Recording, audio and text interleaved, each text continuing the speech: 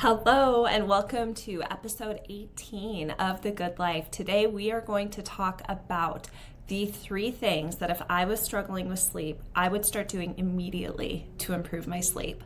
So think about if this is you don't have time for a sleep program. You don't have time to deep dive into it. You need to improve your sleep right away. This is where I would start. Top 3 things. Number 1, sleep schedule.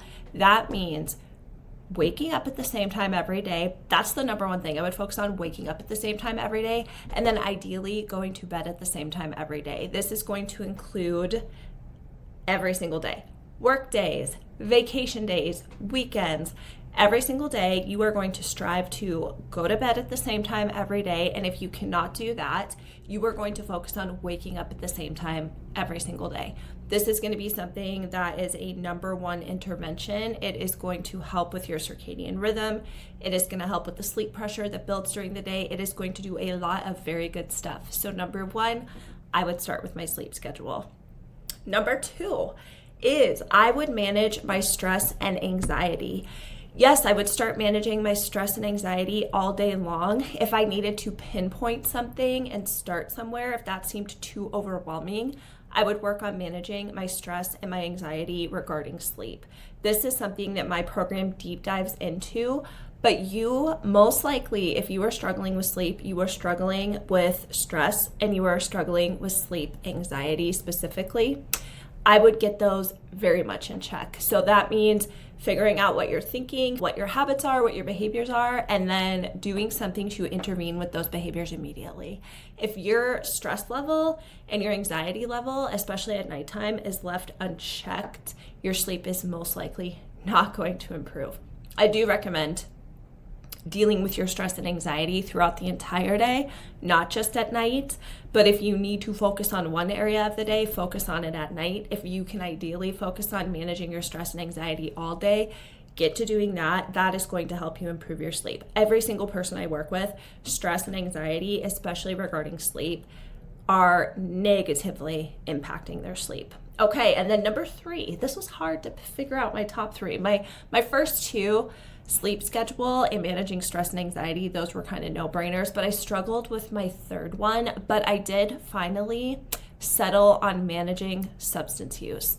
So the 3 substances that I really focus on in my sleep program is caffeine. So if you're going to have caffeine, I would cut off your caffeine within 8 hours of when you want to go to bed. A good rule of thumb is like noon to 2, just having your caffeine done for the day. I am not a no caffeine person unless you are caffeine sensitive, but if you are struggling with sleep, I would start managing that caffeine. The other substance I would start managing is alcohol. You're not going to like this, but I recommend if you are struggling with sleep that you have no alcohol, because even one alcohol drink can negatively impact your sleep structure for the entire night. So sleep is really impacted by alcohol. It is really impacted by caffeine. And then the 3rd one that I would start managing is your cannabis use. So if you are using THC, marijuana, cannabis, whatever you want to call it, if you are using that, the research shows that it can initially help, just like alcohol can initially help. Alcohol is a sedative, so it can help you fall asleep, but it messes with your sleep structure and it negatively impacts your sleep. I always tell my clients who like to drink, if they are struggling with sleep, there is no research that shows that alcohol is good for your sleep. Same thing with cannabis.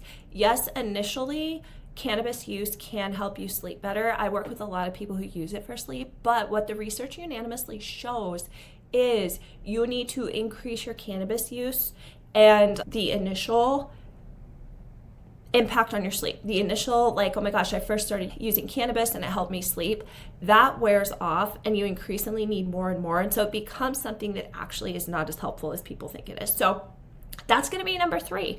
Number 3 is managing your substance uses that can impact your sleep. So managing that caffeine, managing that alcohol, and managing that cannabis. I talk a little bit about other drugs in my program, but not as many people are using other drugs. So those are the 3 that I like to focus on because they're the most widely used, they're the most widely acceptable, and they're the most negatively impacting to your sleep. So if you want to get started improving your sleep right away and you don't have time for a program and you don't have time to deep dive into things, change your sleep schedule, manage your stress and anxiety, And then manage your substance uses so that you are using substances in a way that is actually going to help you sleep and not hurt your sleep.